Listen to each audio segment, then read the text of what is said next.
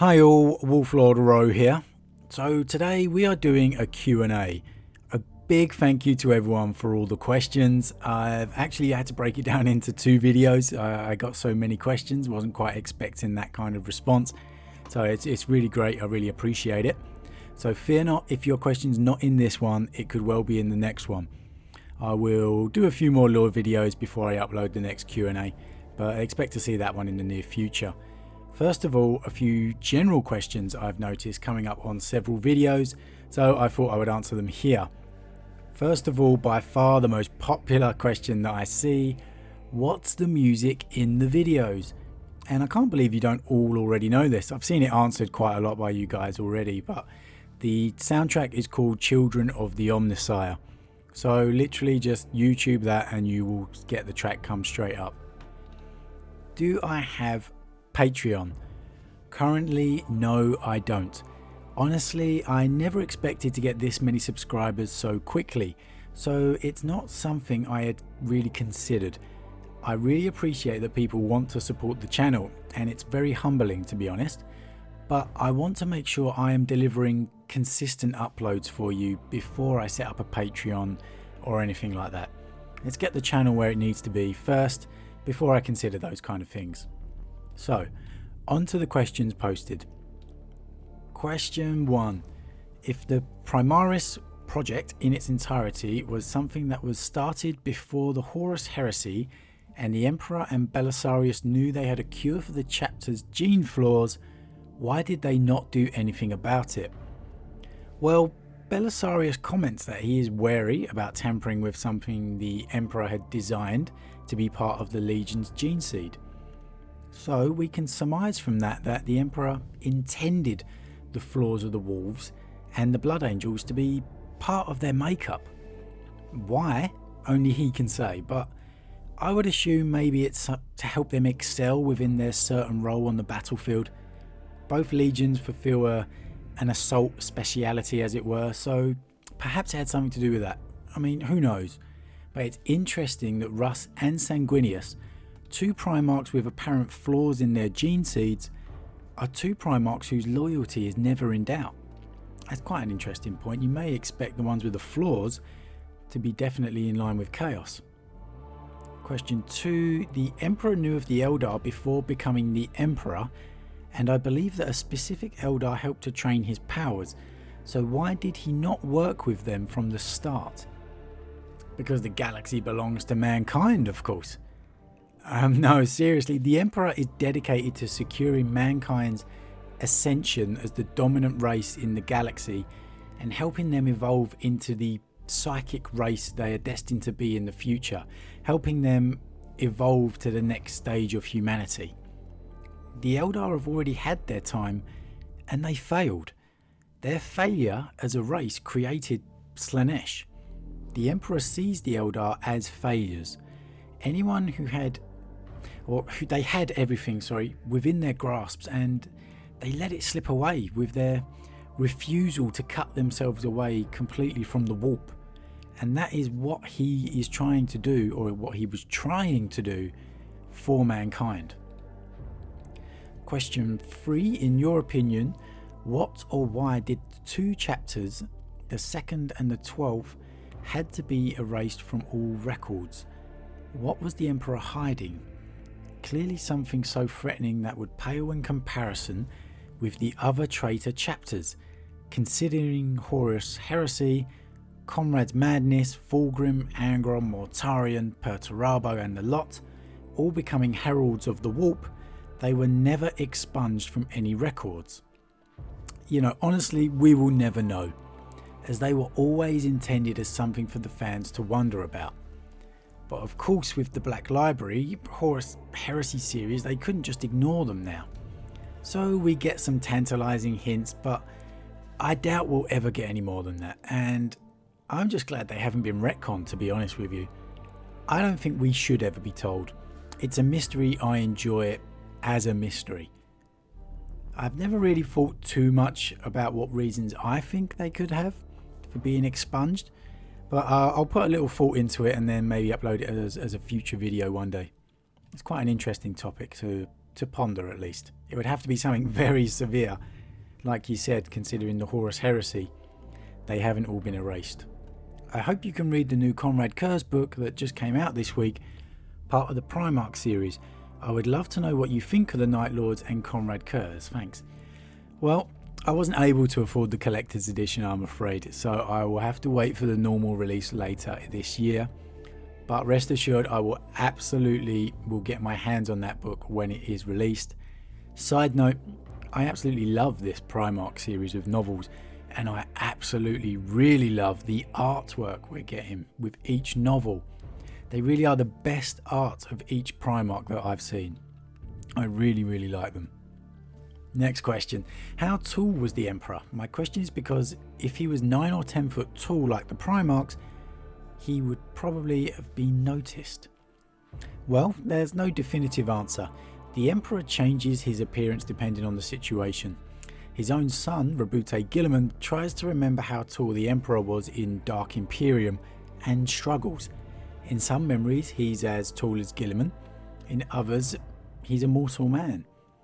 In my opinion, during the years of his observing mankind and trying to guide them from the shadows, he appeared as just a mortal man.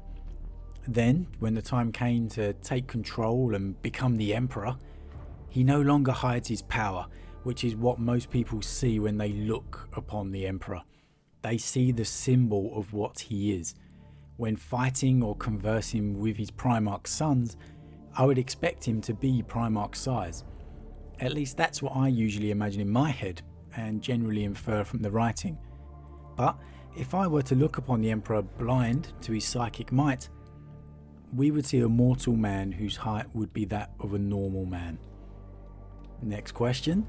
What reaction did Horus have when he saw Vulcan for the first time? If you have the time, other Primarchs meeting Vulcan. Well, look, I don't think we've had this covered. I could be wrong, and if I am, please somebody tell me the novel it's in, because, I need that book. But in fact, we've had precious little concrete lore written regarding the Primarchs' first meetings with each other, and it's something I really hope Black Library expands upon, because it's an absolute goldmine they'd be missing out on.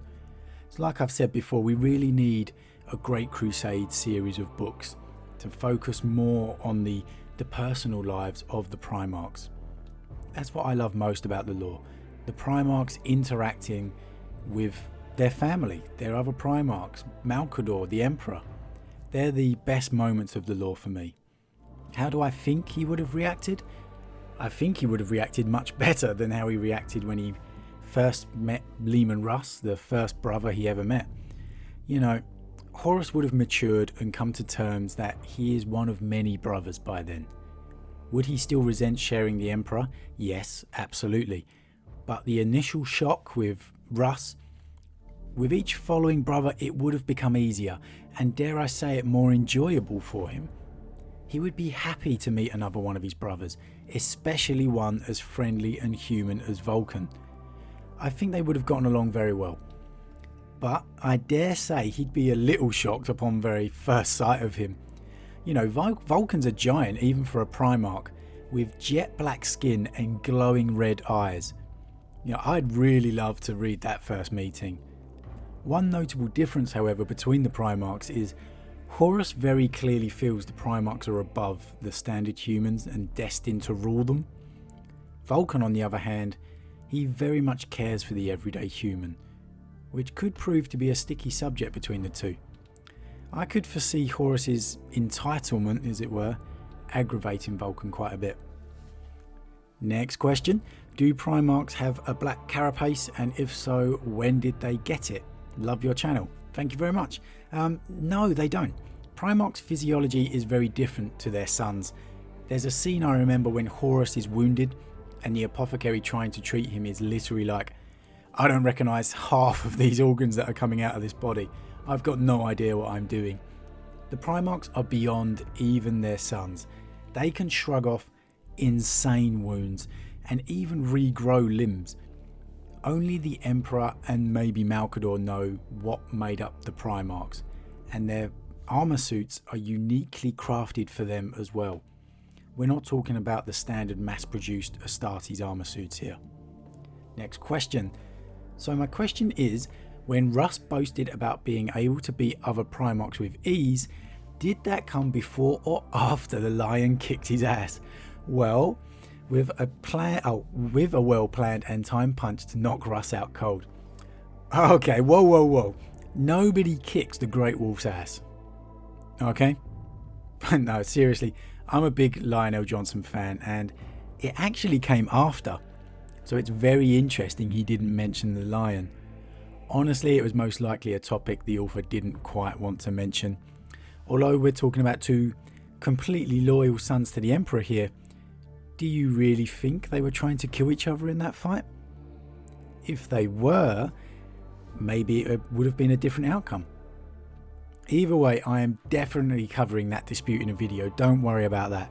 I've got the novel and it's fantastic read, so yeah, we are definitely going to be covering that one. Next question.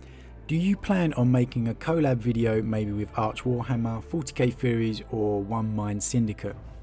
Well look, I haven't planned on making any collaborations as obviously I've just been thinking about my own channel. I'm still very new to YouTube. This channel is barely 2 months old, and honestly my channel is very small compared to other 40k channels out there, so I'm just happy doing my own thing. If someone were to ask me about doing something like that, then yeah, sure, why not? At the end of the day, we're all Warhammer fans, but right now, you know, I'm just focused on me. Next question. How'd you get into 40k? What's your favourite faction or army? Love your videos, man. You're definitely going places. Well, thanks for the nice words, mate. What got me into 40k? Well, I've been into Warhammer since I was a kid, and as far as I can remember, my parents bought me like a boxed board game set for Christmas one year, which was called Space Crusade, and it was kind of like a Space Hulk, except with normal Marines, and I think it had like Chaos Marines in it as well. And I remember a very Robocop looking dreadnought. That's my earliest memory of having any involvement with any kind of Warhammer. You know, I remember I was bought a Blood Bowl set for Christmas too, and then eventually the 40k starter box set, and that's when things started rolling a bit more as I got older. My next door neighbour was about the same age as me, so I had someone to play with and talk about the hobby, and that's where it all began. We're talking 2nd edition 40k here. I was an Ultramarines guy, I'm afraid to say. A lot of people aren't too fond of the Ultramarines, but hey, I was. They'll always have a special place in my heart because they were my guys when I was a kid. I had my lovely 2nd edition codex, and my friend, he was a Blood Angels fan, and he had the Angels of Death book, and that's really where my love began and really where my love of the lore was founded. I also remember being extremely jealous as his dad used to paint his models for him, and he was really good. So my friend had like a pro painted Blood Angels army next to my god-awful Ultramarines. It's probably where my love of pro painted models comes from so much. I'm very bad at painting, I'm afraid to say. I am very bad. But we had a great time. The other kids from the neighbourhood, they used to come round and play the Orcs and Gretchens against mine and his allied force of Ultramarines and Blood Angels. We used to play it out in the garden, using the grass as jungle terrain. Then as I aged, I just got more into the hobby, buying more codexes and models, and I just loved the lore and the setting. So I used to collect every faction's codex. I just used to buy virtually every codex that I could when I could got a bit of pocket money from my parents or a birthday present, etc. Next question. What is your opinion on the Primaris Marines? Well, this is a tricky one. Lore-wise, I'm not sure. I don't think there was a need for them. But they have opened up interesting storylines like Traitor Legion Gene Seed being used. However, real world wise, I get it that GW wanted to increase the model size again, and look, I'm fine with that. Some of the new models look amazing. I'm talking intercessors and aggressors here. I'm not sold on the new Vanguard units we got in Shadowspear. Then, yeah, they just don't look like Space Marines to me. But I don't think we needed to create a new Marine in the lore to do a scale increase.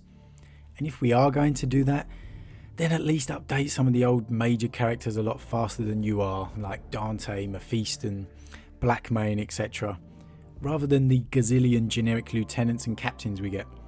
It's a pet peeve of mine, but I can't stand different scale models in an army, and it's even worse that most of them are major important characters and they look so dated and tiny compared to the new Marines. Next up, you should do some Warhammer Fantasy as well, or you only into 40k? No, I was a huge lover of Warhammer Fantasy, the old world.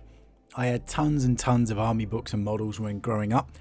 I was a Bretonnian and Wood Elves guy mainly.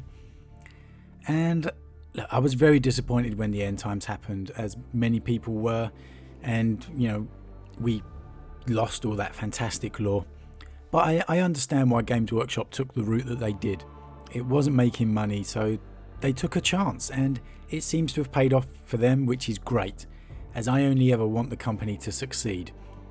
Age of Sigmar, it didn't grip me as first, compared to the wealth of lore we had in the old Warhammer Fantasy, but they do seem to be putting a lot more effort into expanding the races and the lore now. You know, and the Deepkin and the Sylvaneth look very cool and have definitely caught my eye. I've been tempted to get some dwarfs, or dispossessed as they are called now. I just miss the lack of lore for them that they get, but maybe I could create my own, I guess. Video wise, channel wise, yes, I have thought about expanding into fantasy. If I can get to the point where I do this every day, then yes, I will start doing some fantasy videos, but I would ask the community if they wanted it on this channel or a separate channel just for fantasy fans. I think that separate channel might be the better option. For the people who are just fans of one, then they can choose to subscribe to the specific ones. But like I said, I would put it to you guys, the community, and let you decide. Next question.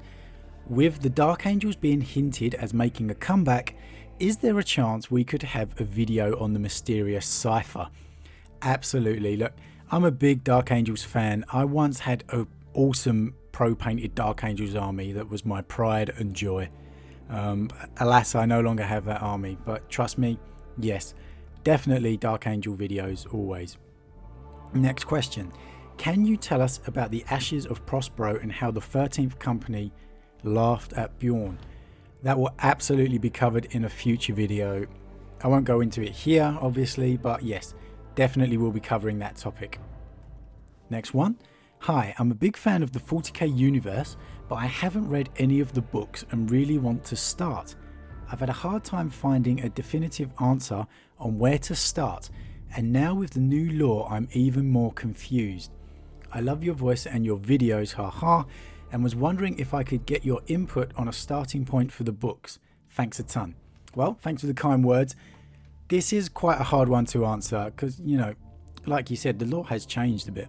And for a completely new fan to 40k, I would say the best place to always start is the tabletop rulebook, because that covers a lot of the basic lore and gives you the lowdown on what's happening in the current timeline. Then obviously you've got the codexes for each army, and they are really the simplest places to start to get you up to speed with the lore in the wider galaxy and specific to the factions that you're interested in.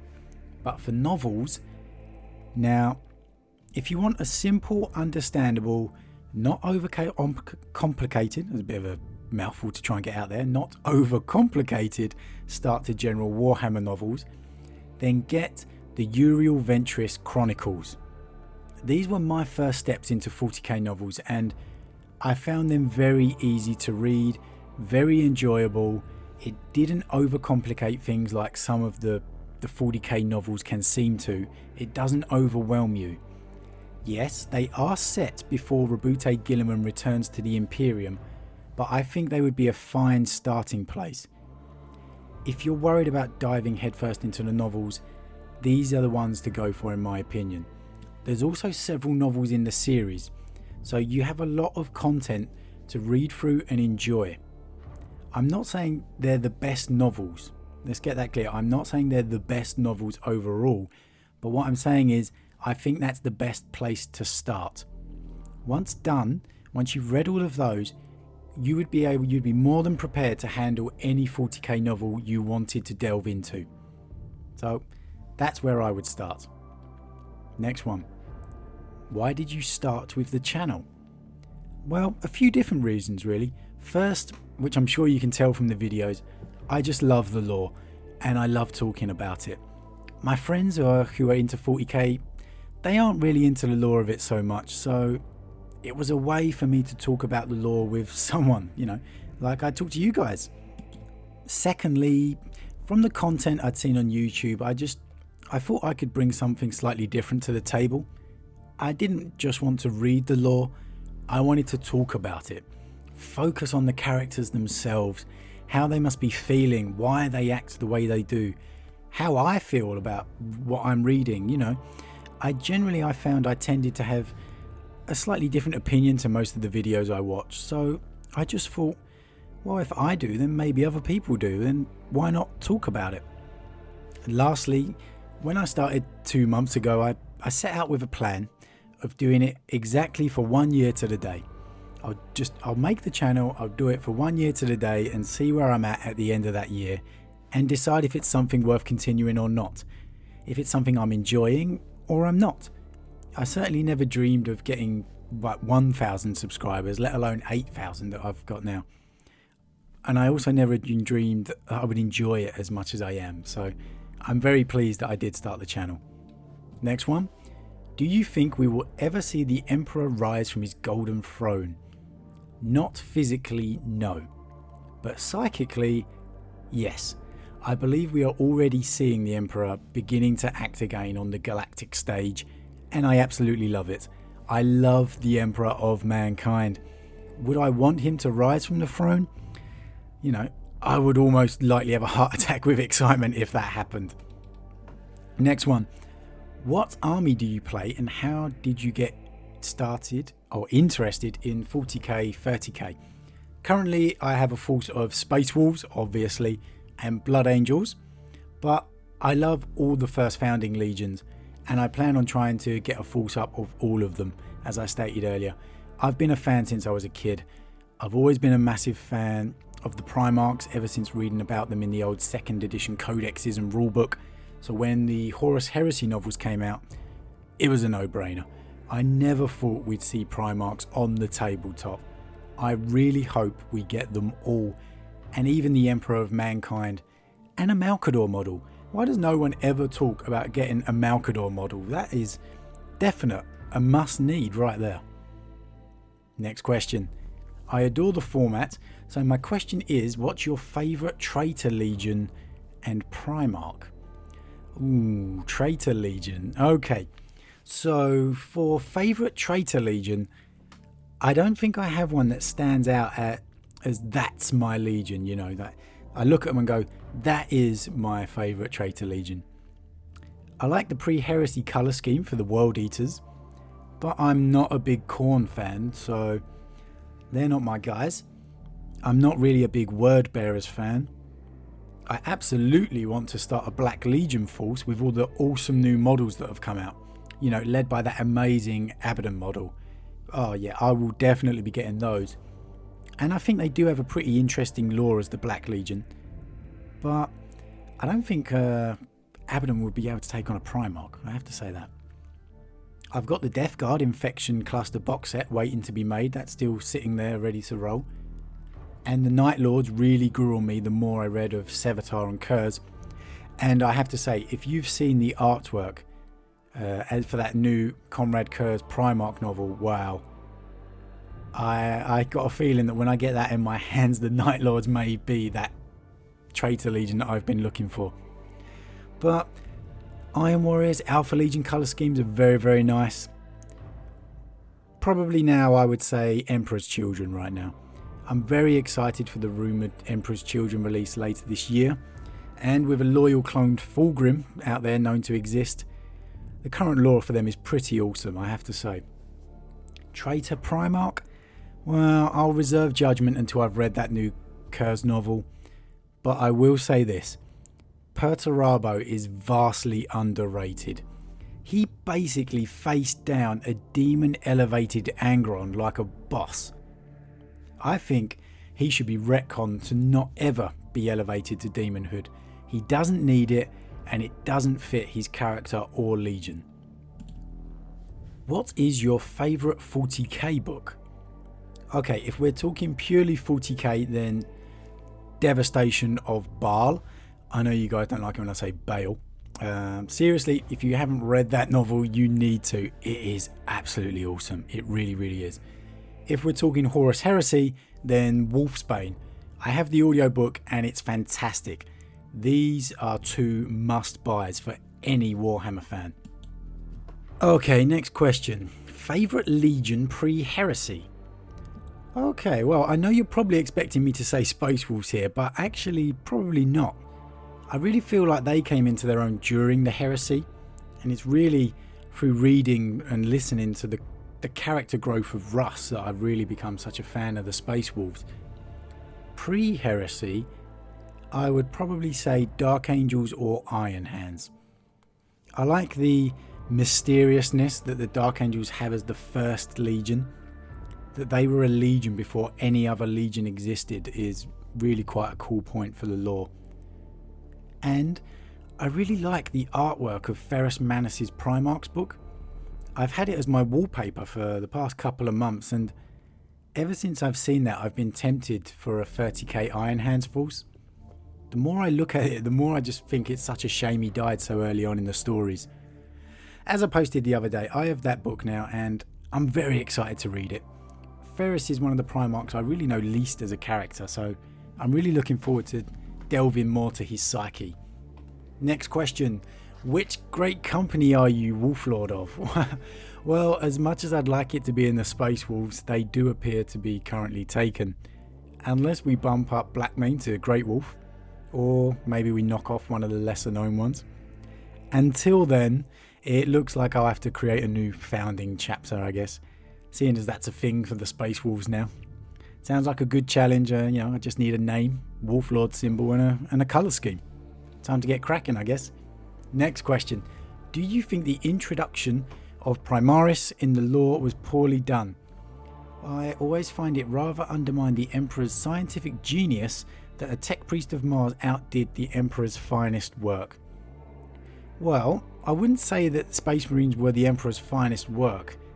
That would have to go to the Primarchs, followed closely by the Custodes. So yeah, they are not the Emperor's finest work, so don't worry about that. I think it could have been written a lot better, yes, I will say that. Like I said earlier, I'm just not sure we needed to say they were a new type of Marines, They could have just been a new founding of standard Marines. But that's where they went with the storylines. And with that said, I like the new storylines we have with hints of not knowing what Khal is up to, if he's up to anything at all, the struggle of the chapters to accept their new brethren, what other Primarchs will think of them when they return. So it has opened up some good storyline avenues for us that we didn't have before. But as I said, I don't really look at it as in it undermining the Emperor's work, because he had greater levels of work that I don't think Belisarius Khal would be able to match. Next question. If the Emperor ever received enough aid as to allow him to leave the throne, do you believe there to be any possible way of GW balancing the factions with this now revitalised Golden King?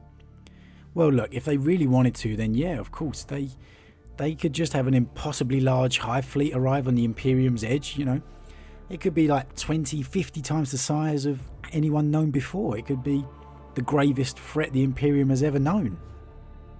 Or the traitor Primarchs could return at once. Horus could be re-summoned by the Chaos Gods, despite the Emperor's eradication of him. The entire Orc race could be united under a Prime Orc. The Eldar could have one of their gods emerge from his fought death at the hands of Slaanesh. The Necrons could awaken completely as an entire race. There's billions of them still lying sleeping. The Necrons have only awoken by a fraction. Could bring back the old ones. There's limitless scope to what GW could do if they really wanted to take it down that avenue. They can write whatever they want to balance it. Next question.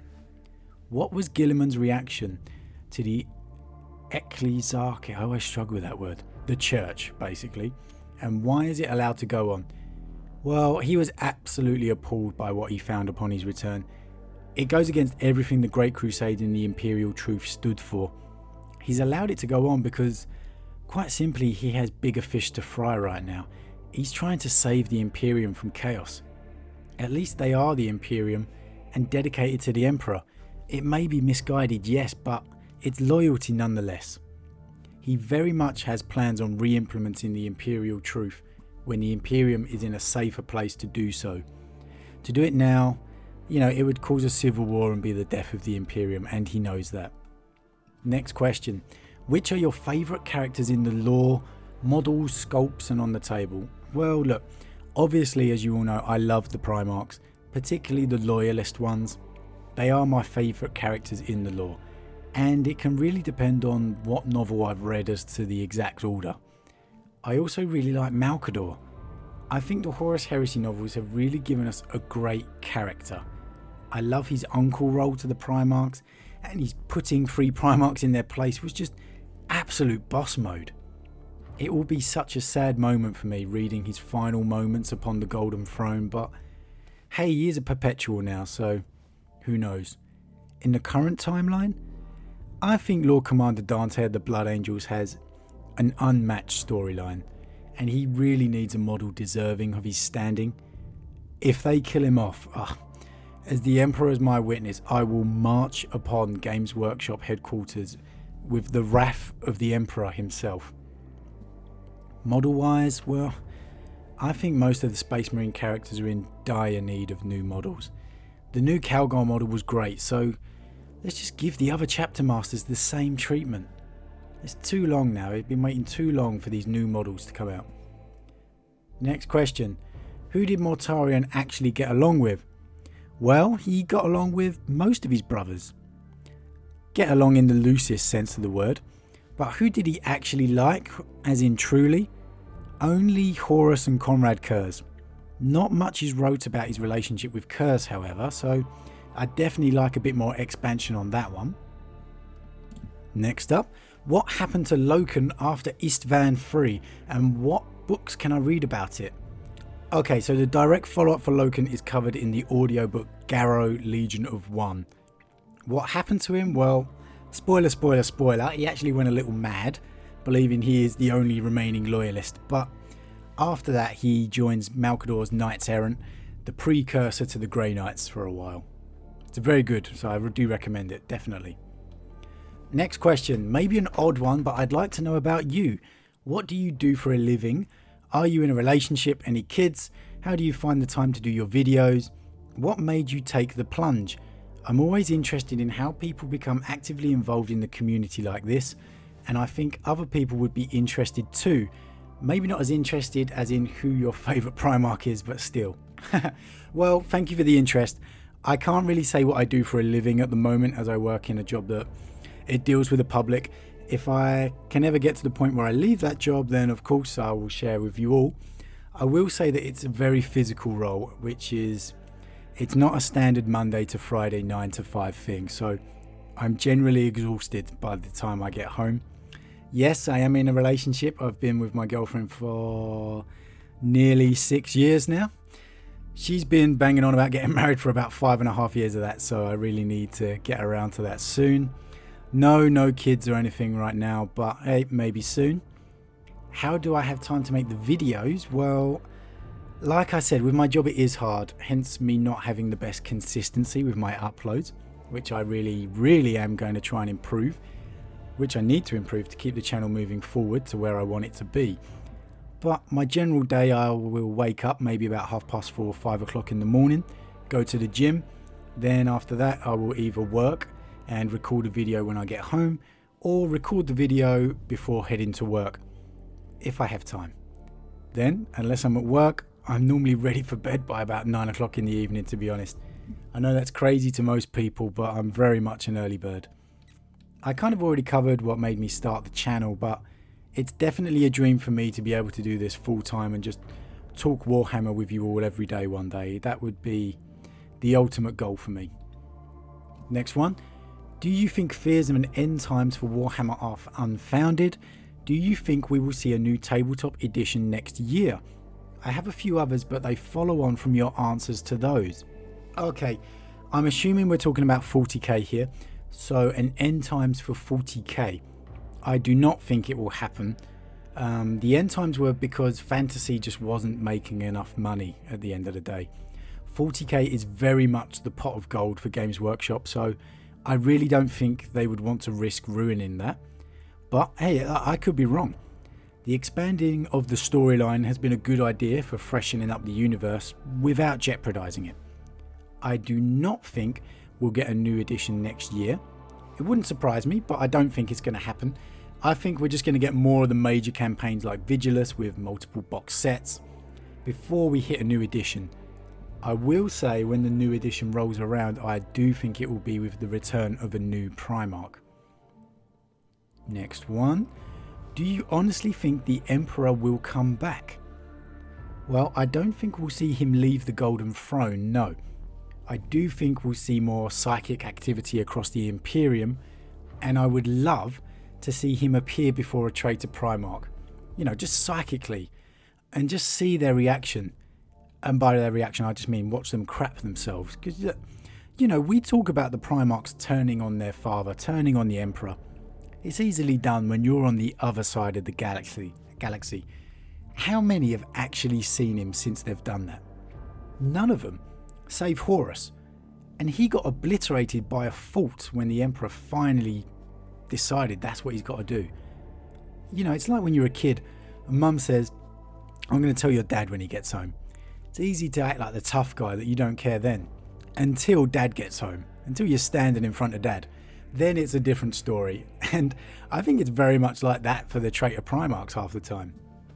Next question, is the Big E still alive, or is he literally dead since everyone calls him a corpse? Well, you sir sound like a chaos traitor. The Emperor is alive and well. Okay, maybe not well. His body is essentially kept alive by the life support machine that is the Golden Throne, and by his sheer force of will alone. By all logic, he should have died like 10,000 years ago. If you've ever seen someone in hospital for a period of time, or been in hospital yourself, you'll notice they lose a lot of weight and muscle mass. Now, imagine that person after 10,000 years.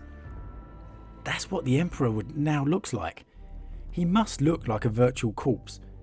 But again, the Emperor projects his image anyway, and he's more powerful in that sense than ever. So if he wants you to see the Golden Warrior Emperor, that's what you're going to see. Next one. Do you think that the traitor Primarchs did what they thought was good for them? Like, do you sympathize with their reasons as to why they betrayed the Imperium as a whole? Some of the Primarchs' tales are tragic. Others are foolish. Some are selfish. I was genuinely sad the first time I read Magnus the Red's attempt at warning the Emperor of Horus's betrayal. Like, yes, he was arrogant and naive, but his heart was in the right place. And his heart didn't betray the Emperor. Yet he ultimately doomed the entire race, the human race, you know. That was a very tragic tale. And I understand why many love Alfarius, as he turned traitor to win the ultimate victory against chaos. Personally, I struggle to understand why you would believe Xenos over the Emperor of Mankind when you've witnessed his god-level power, but hey. Curze is another tragic tale. I have a lot of sympathy for Curze's story. It must be very hard to keep seeing visions of a future which aren't always nice to see. Whereas I feel Mortarion and Perturabo's reasonings are a little underdeveloped. And they're just kind of shoehorned into the traitor side because, well, that's where they're supposed to be. Lorgar, on the other hand, has one of the best journeys. Angron, I understand why he resented the Emperor, but I think the reason for betraying the entire Imperium is a little weak. And Horus for me has always come across as just too arrogant. He's always supposed to be the best of the Primarchs, yet the more we see of him, the more it just feels like the heresy was always going to happen. And the Chaos just had a very easy job, just tipping him over the edge. Next one. What's your favourite chapters of Space Marines, or your favourite factions in general? Okay, so again, I just love the first founding legions. As I said, I was an Ultramarines guy when I was growing up as a kid. I love Space Wolves, obviously. Blood Angels, Dark Angels. Praetorian of Dawn made me like the Imperial Fists, which I'd never done before. The more I read of Vulcan, the more I love the Salamanders. The same goes for Jagatai Khan and the White Scars, Korax and the Raven Guard. It's a big reason why I recommend the Horus Heresy novels so much, because they really show you the character of the legions and of the Primarchs. I'd say the Iron Hands are the odd ones out of those, as I haven't read much of them as much as the others, and I haven't read much of that has made me love them so much. Non-Space Marines, well, I like the Astra Militarum, or the Imperial Guard as they used to be known. I like the fact that they had all these different regiments from different systems. They had such great character. It's watered down a little now, but I love the Catachans. I'm a huge fan of like the 80s Schwarzenegger and Stallone action movies, so they just fit my kind of personality. I just love that the Indomitus Crusade turned up to Catachan to save the day, and the Catachans had already kicked Chaos's ass. They're like, yeah, thanks anyway, mate. Do you need some reinforcements? I just want them to get a new troop box set release so I can go full on Catachan army. Their newer units look great, but the troop box set looks very dated now in comparison, so I really want an update there. I love the lore of the Tyranids. I'm a big Tyranid fan. I used to paint them when I was younger with Starship Troopers on. I used to put the video on in the background and do some painting. That was good times, good times. Necrons, again, they're pretty cool. And, you know, Orcs are always fun. I was never really into the Sisters of Battle before, but with all the hype that I've seen, I think the Sisters of Battle range coming later in the year is gonna be insanely good. So I'm really looking forward to that too. My question would be, since Mortarion fought Guilliman in the Plague Wars, what do you think is the next Primarch fight? Or what fight do you want to see between Primarch? Well, I think the next Primarch fight we will see is just going to be Guilliman and Mortarion's rematch. They've still got a score to settle there. And, you know, after that, I see two possibilities. One, you know, Games Workshop really can't swerve us with all the hints of the Lion's return. So it's going to be him, and he will have to face off with one of the traitor Primarchs upon his return. The next one, something I would like to see, which wouldn't require a huge shake-up of the lore, is a short story of Korax tracking down Lorgar in the Eye of Terror, because we've already seen that's what he's doing. So I'd like that to happen, and just when Korax is about to lay waste to Lorgar, another one of the traitor Primarchs could arrive to assist Lorgar, say maybe Magnus. Then as Korax is fighting the two of them, gradually losing, we hear a wolf howl pierce the sky. And then they can just finish it there. Just give me the ultimate tease of Leman Russ's return. That's all I need. That would be all the confirmation I need. Oh man, that would be great. That is the next Primarch confrontation I want to see.